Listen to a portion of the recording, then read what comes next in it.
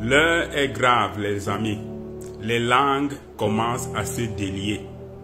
La France a peut-être compris que faire le 2 poids, 2 mesures, ça ne fonctionne pas. Et que nous, les Africains, on veut maintenant la droiture, on veut la vérité. Un pays qui cache la vérité ne sera plus ami de l'Afrique.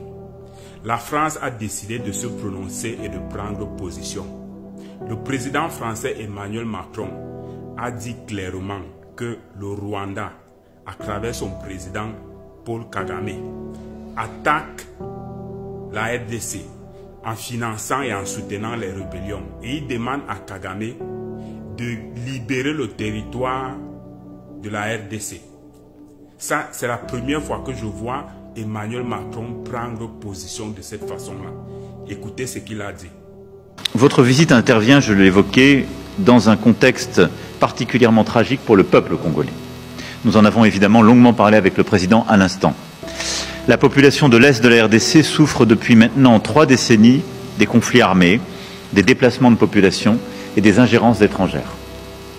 La France continuera à se battre pour qu'elle ne soit pas oubliée et qu'une solution soit trouvée.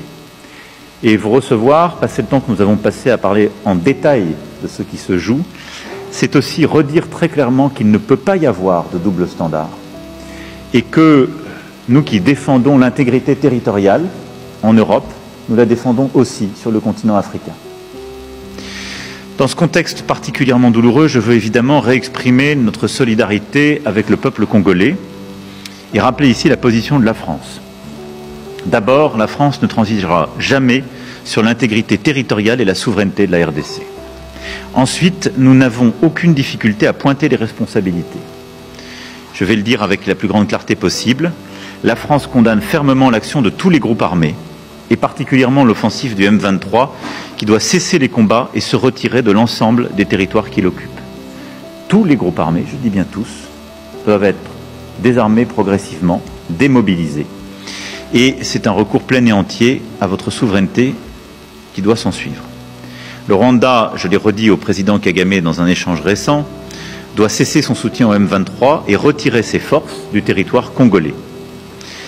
Je lui ai redit et je le rappellerai dans les prochains jours. Et l'urgence est à la désescalade. Il est également important, dans le même temps, de lutter contre les discours de haine et l'action des anciens génocidaires du FDLR.